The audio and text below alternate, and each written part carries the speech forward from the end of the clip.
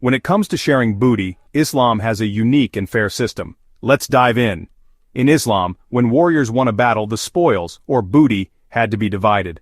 But it wasn't a free-for-all. According to Islamic teachings, 1/5 of the booty, known as khums, went to specific causes. This 1/5 was split into two parts, half for God and the Prophet, which was used for the public good, like supporting the poor, orphans, and travelers. The other half was for the Prophet's family and those in need within the community.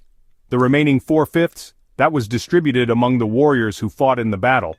This system ensured fairness and support for the community.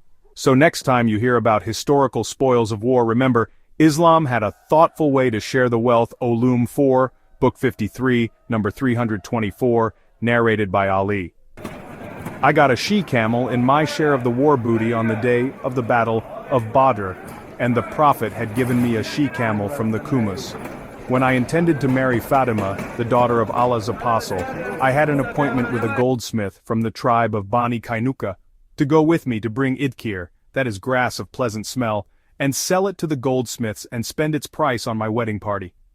I was collecting for my she-camel's equipment of saddles, sacks and ropes, while my 2 she-camels were kneeling down beside the room of an Ansari man.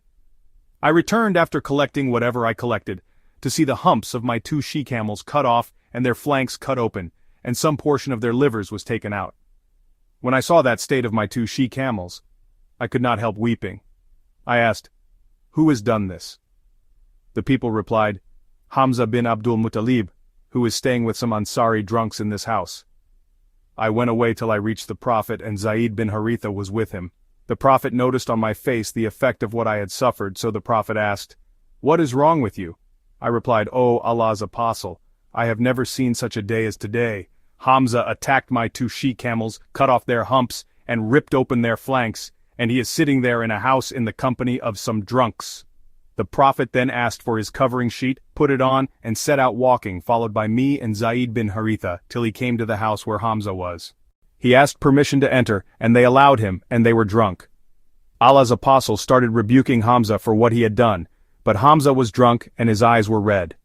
Hamza looked at Allah's apostle, and then he raised his eyes, looking at his knees, then he raised up his eyes, looking at his umbilicus, and again he raised up his eyes, looking at his face.